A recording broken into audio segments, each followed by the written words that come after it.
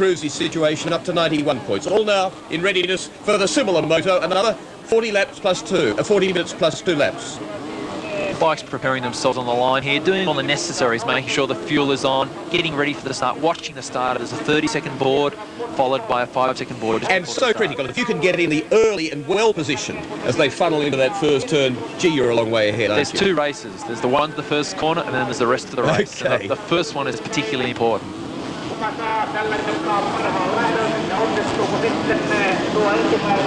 Always for Grand Prix, Will, they prepare the first corner, they grade the starting straight in the first corner for safety on the starts. So now, a very tense time. 40 bikes across, and away they leap. Just the jump is very important in front and at least on the outside there, sweeping around everyone else into the first corner and taking a commanding lead. You can see him back on the bike, driving the bike hard in the sand. Very, very powerful, these 500 Hondas. So, into the lead goes Jeffrey Lease, 24 years old from Western Australia. He'd be extremely determined now. He can see there's clear air in front of him. He's pushing forward, and he knows he's got this smell of victory in his eyes right here.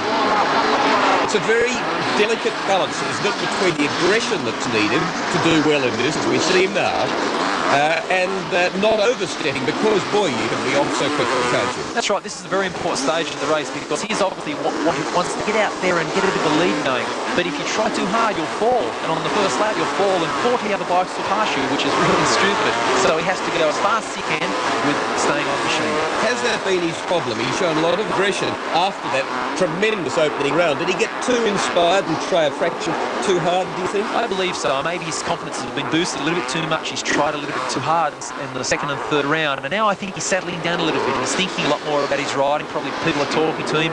And he's riding very, very well. Yeah, this was the message we were getting back, that he'd really gone bananas. The others were looking at him saying, boy, what an exhibition, but you can't stay up like that for 45 minutes. Jackie Martin's in second place there on the KTM, and he's settling into a good position. And Jeff has got away here to a 3 or 4 second lead, only on the first lap. So he's obviously pushing very hard, trying to substantiate that lead and get himself away, and that's a good psychological advantage, Will. 7 KTMs in the field, 21 Hondas, 10 Kawasaki's, just 2 Yamahas. Bikes everyone on the first lap. It really is chaotic, but you've got to be very careful. That's the chance for a leader to get away, but also the chance for the guy at the back of the field to pass as many as possible. See the bike streaming over the top of this tabletop jump, the boost of the dirt flying up. Also important here is to keep away. That's George Gervais passing Leo Combi there over that jump. He's obviously pushing very hard early in the race as well. They can see Liz getting away. They want to push hard to get forward to him. As you get airborne, throttle off. Yeah, throttle off momentarily, but always bring it back on before you hit the ground to drive the bike smoothly. And yes, you don't want it dragging it back and tending to skid the back wheel with no speed on at all. No, it really smoothens the landing out if you can bring the power on as you land around. Jackie Martin's there, the KTM pilot number 9. Very tall guy, as you can see, trying to get himself forward around the corner. And that's Billy Lyles, actually riding under a Luxembourg license, but he's actually an American, the only American in the field. Kawasaki. Yes, Kawasaki machine carrying past Jackie Martin's. Oh, a bit of a kicker there. Suspension, obviously taking the full test right there. Carrying a lot of weight on the front wheel there just for a moment, where if he got to rough or something in the back at the same time, could have been big trouble. Could have been very, very difficult for him, yes. Carrying the front wheel. When that weight is transferred to the front over jumps, it steepens up the steering angle immensely on the front end, and you only got to turn it slightly and over the bars you go. Billy Lyles, they're trying very hard. He's a very good rider, used to be a factory Kawasaki rider in America, riding alongside a good friend of mine, actually, Goat Brecker, for a number of years. And 8th in the World Championships last year, indeed. As indeed, Jeff Lease was 18th. He competed only 2 motos, but despite that, finished 18th in a field in which something like 50-odd people, 51, scored points in the World Championship. Look at Lease here, he's really pushing hard. He's got a tremendous lead going for very, very early in the race. He's obviously tried to get out there and break their confidence, really get in front of them and psych them out. You can see there's a big gap behind, turning the bike in the air, getting it down on the ground, driving away hard.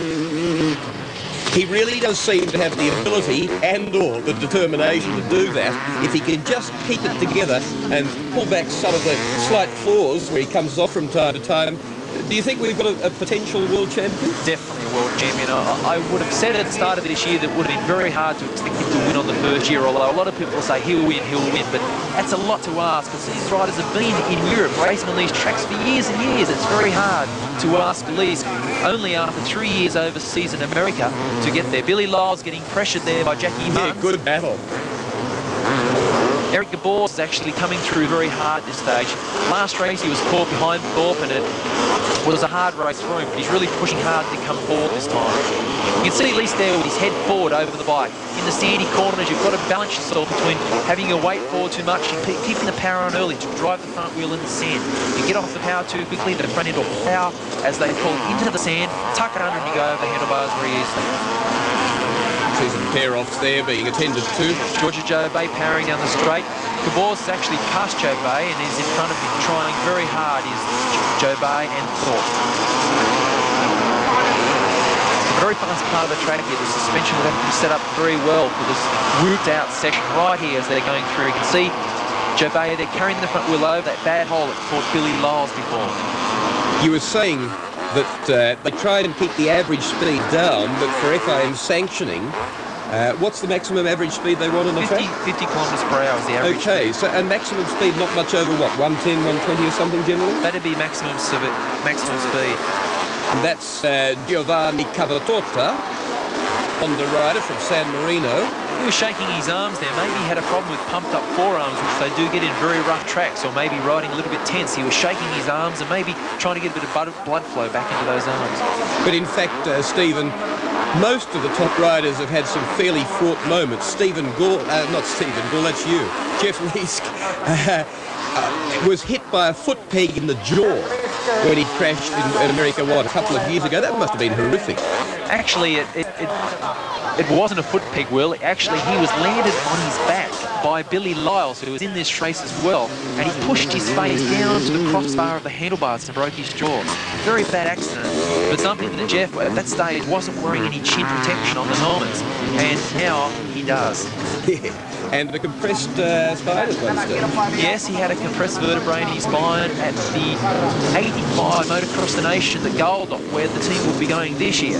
And it was a very interesting race because that was one of his first trips to Europe. Leif Persson there on 17. One of his very first trips to Europe, and he, at that stage, there's Eric Gabor pushing very hard over that jump, trying to get back on the gap that Leesk has set up at this stage. But like I was saying, Leesk at that particular stage set the 5th fastest time his first trip over to Europe, and that really had a lot of eyes glaring down on Leesk, particularly Roger DeCosta, who initially gave him the first break when he went to America for 3 years. And in fact, continuing on with that injury thing, Eric de Boers, a very famous motocross family in Belgium, has come to grief on a number of occasions as well, hasn't he? Gabors, yes, in 84, while trying to win the World 500cc Championships, broke his leg and tore some knee ligaments, and then that problem followed him into 85 as well. But knee ligaments were a problem early in the year, and then he broke his leg again. And then after only 21 days off, he got back on the bike, which was a very inhuman event. And this is Gabors now, carrying the front wheel over the tops of those bad bumps, really pushing hard. Just 26 years old, and yet he's done what no other person has done in the history of world motocross. He's been 125, he's been 250 and 500cc world champion. As we see Billy Lill again on number 8, there's De Boers. This man, three-class winner of the World Championships. Indeed, a feat achieved by Jeff Leesk last year in Australia. Yes, winning the lot. At Mackay in Queensland, he won the 125 250 500cc Motocross Australian Grand Prix. Perhaps in some ways more impressive.